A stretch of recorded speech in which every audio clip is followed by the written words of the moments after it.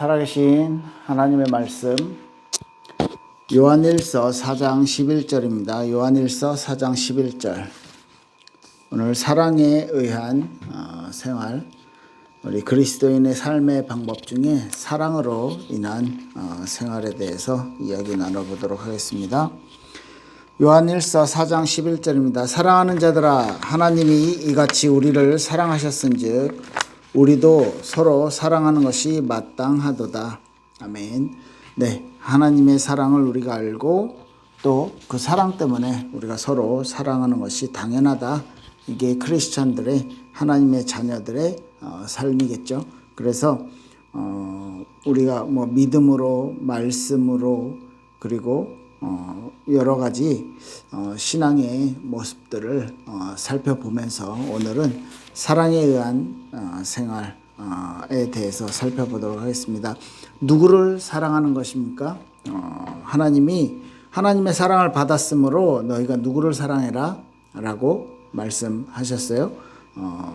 누구를 사랑하냐면 바로 서로 이웃들을 사랑하고 서로 마음을 나누는 것입니다. 왜 사랑해야 됩니까? 하나님의 사랑을 우리가 받았기 때문에 그 사랑 가운데 하나님의 은혜를, 하나님의 특별한 사랑을 받았기 때문에 그 속에서 우리가 살아가는 것이고요.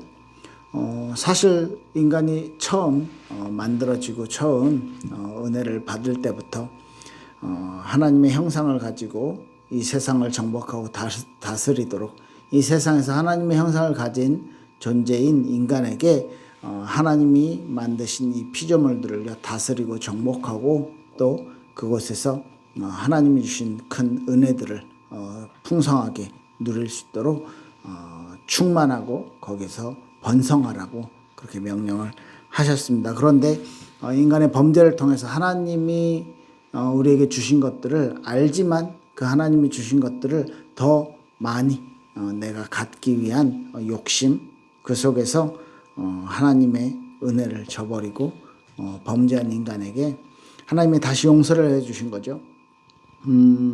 예수 그리스도를 우리의 죄 때문에 십자가에 못 박히실 만큼 우리를 사랑하셨고 또 우리를 다시 이제 하나님의 품으로 하나님과 함께 할 수 있는 존재로 우리에게 은혜를 주셨고, 그리고 함께 하늘나라에 앉히시고 함께 하늘나라의 축복을 누릴 수 있도록 이제 우리에게 천국에 대한 보장을 해 주신 것입니다. 이 모든 것이 하나님의 사랑으로 인한 것이죠.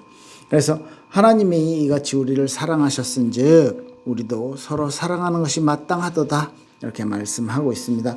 하나님의 사랑, 하나님께서 우리를 사랑하신 그 모든 부분에 대해서 우리가 알고 있고 우리가 믿고 있고, 그것을 믿기 때문에 우리가 하나님의 자녀로서 이렇게 예배 드릴 수 있는 것이죠. 자, 그럼 그 사랑의 근원이 어디에 있습니까? 요한일서 4장 7절엔 이렇게 말하고 있습니다.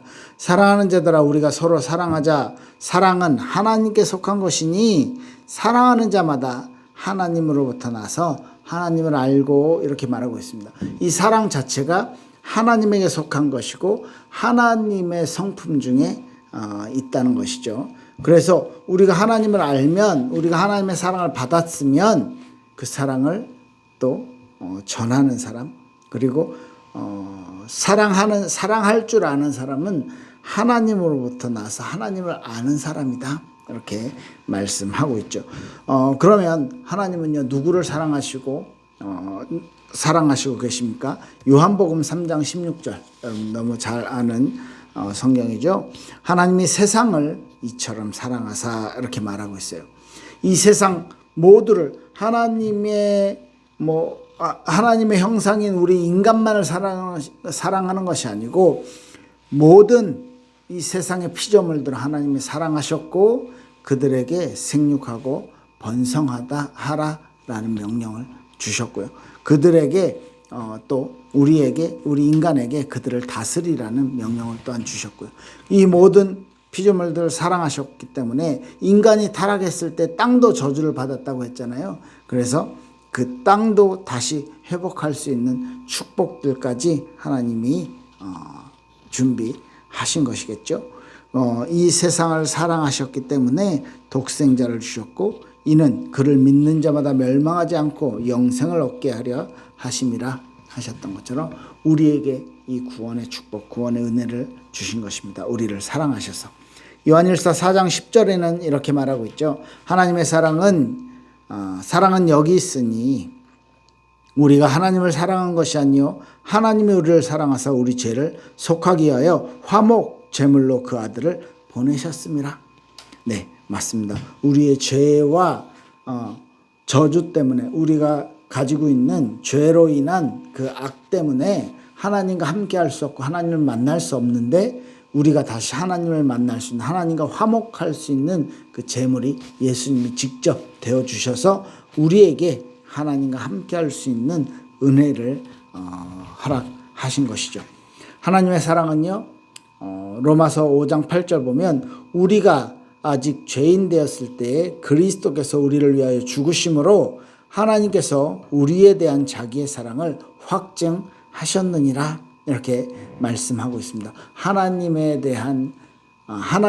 인간에 대한 사랑을 우리에게 보여주시고 확증하신 그 증거가 뭐냐면 당신의 아들, 엄밀히 말하면 하나님 자신이시죠. 하나님 자신이 그리스도로서 이 땅에 오셔서 이 땅의 법대로 이 땅의 그 흐름대로 죽음을 경험하시고 인간의 몸이 죽는 것을 경험하시고 우리에게 내가 너를 이만큼 사랑한다.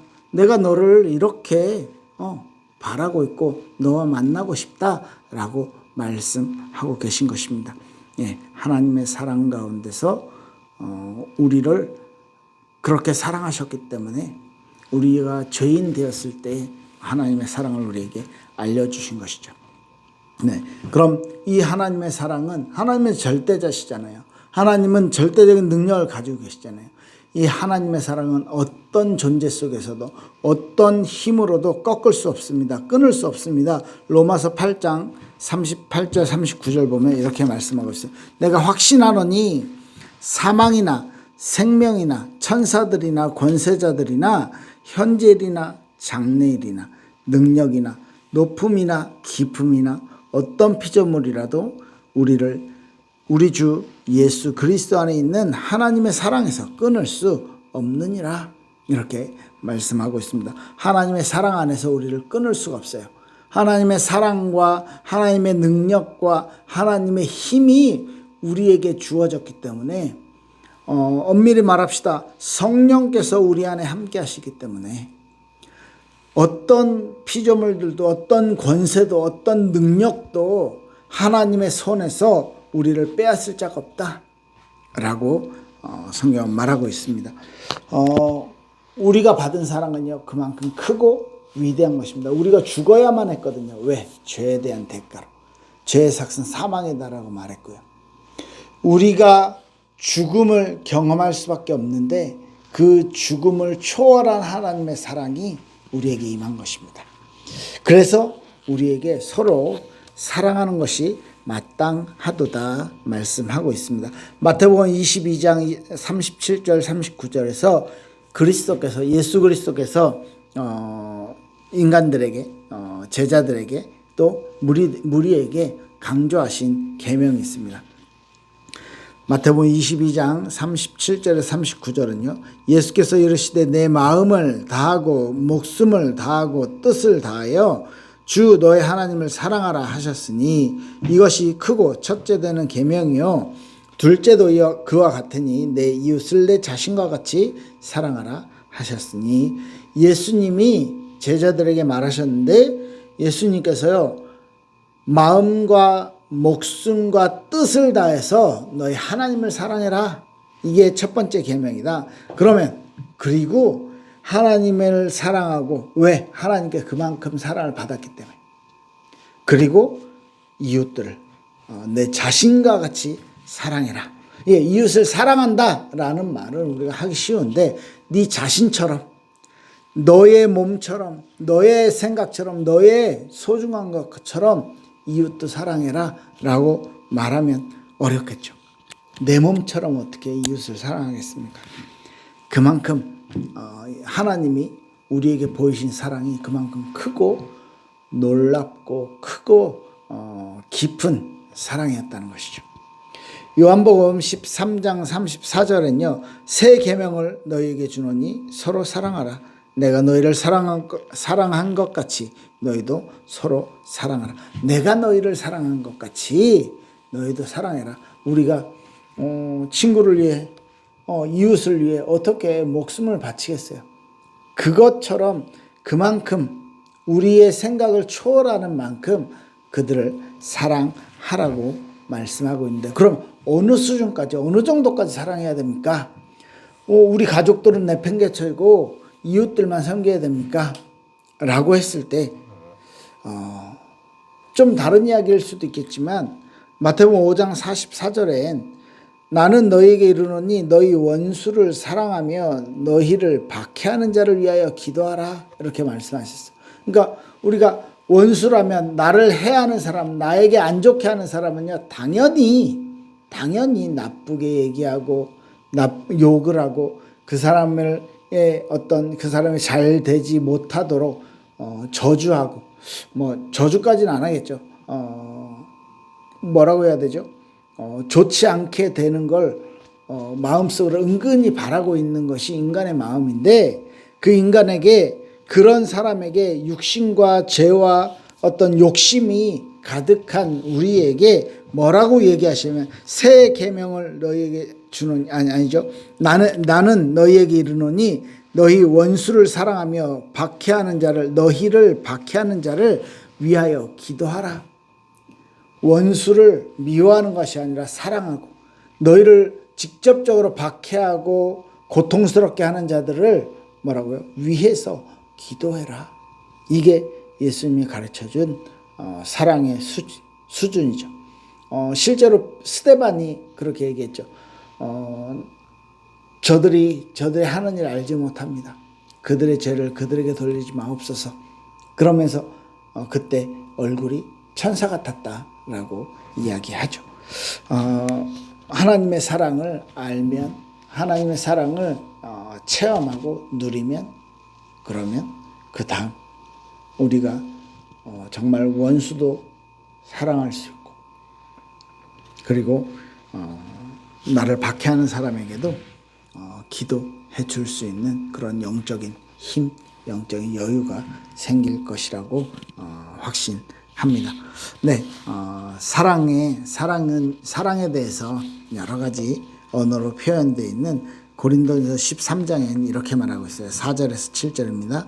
사랑은 오래 참고, 사랑은 온유하며 시기하지 아니하며, 사랑은 자랑하지 아니하며 교만하지 아니하며 무례히 행치 아니하며 자기의 유익을 구하지 아니하며 성내지 아니하며 악한 것을 생각하지 아니하며 불의를 기뻐하지 아니하며 진리와 함께 기뻐하고 모든 것을 참으며 모든 것을 믿으며 모든 것을 바라며 모든 것을 견디느니라. 아멘.